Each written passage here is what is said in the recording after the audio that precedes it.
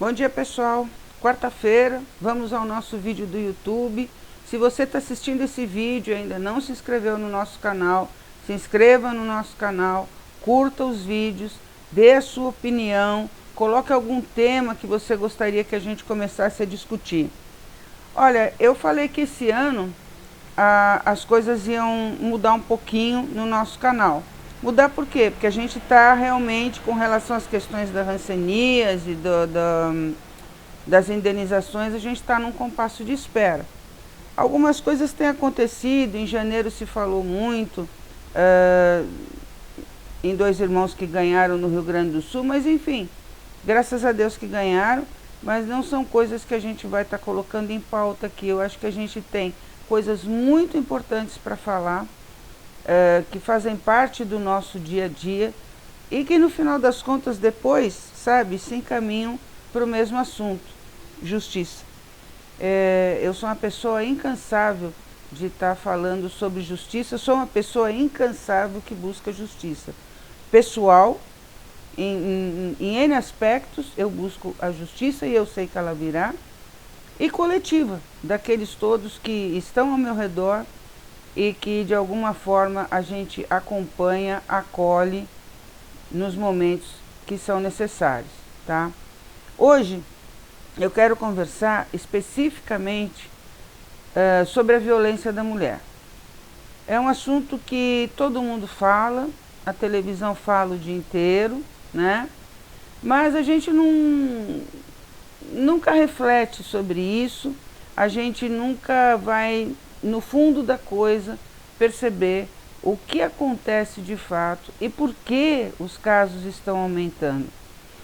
Eu acho que a sociedade no geral, e quando eu digo a sociedade no geral, é óbvio que eu estou incluindo você, mulher, a gente teve um presta atenção, principalmente no Brasil. As coisas foram de 8 para 80, num piscar de olhos, e assim, o que a gente percebe nas redes sociais é que uma grande maioria está com alguns pensamentos muito radicais, tanto homens quanto mulheres.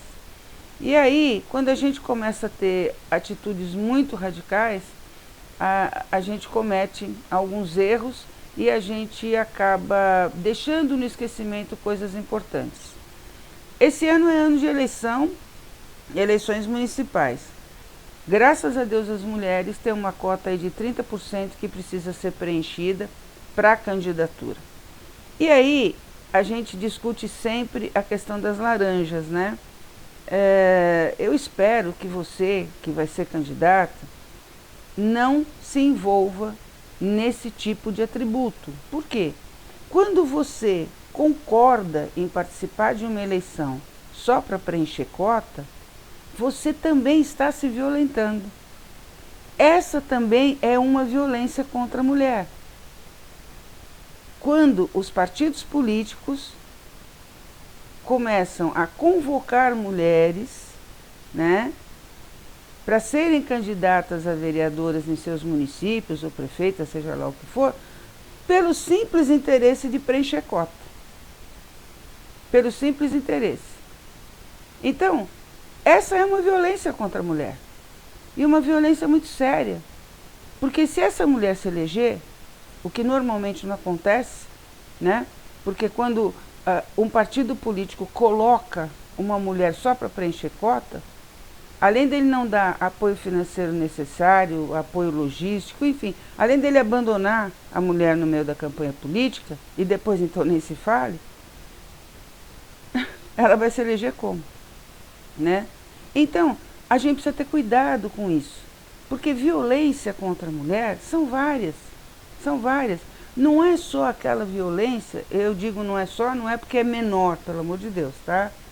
Mas a violência doméstica, a violência que a gente sofre na rua, a violência que a gente sofre enquanto mulher idosa, que só falta as pessoas passarem por cima da gente na rua porque a gente vira um ser humano invisível.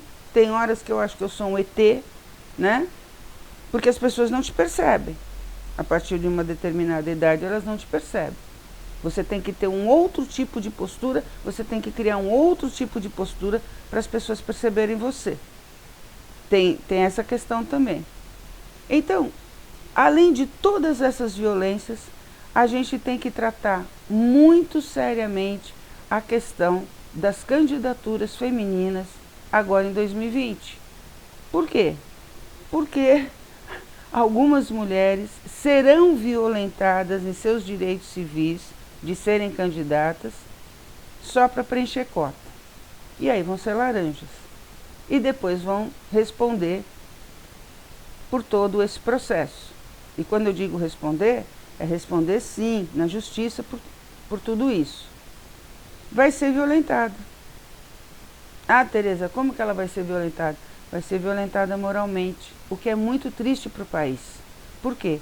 Porque a gente precisa de mulheres na política.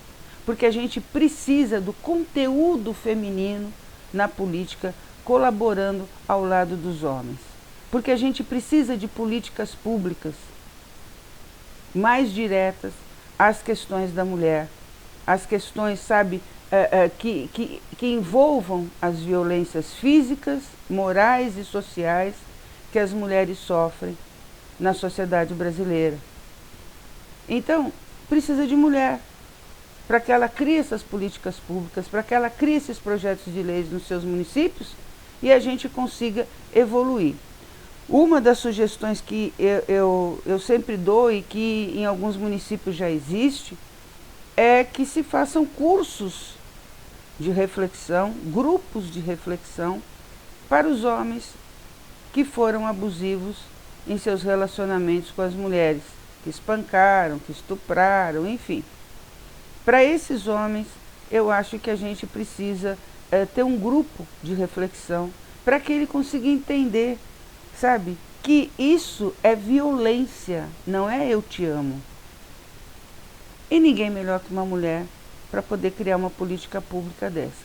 Uma mulher fortalece a outra e assim fortalece todo um grupo e uma comunidade. Então, presta atenção.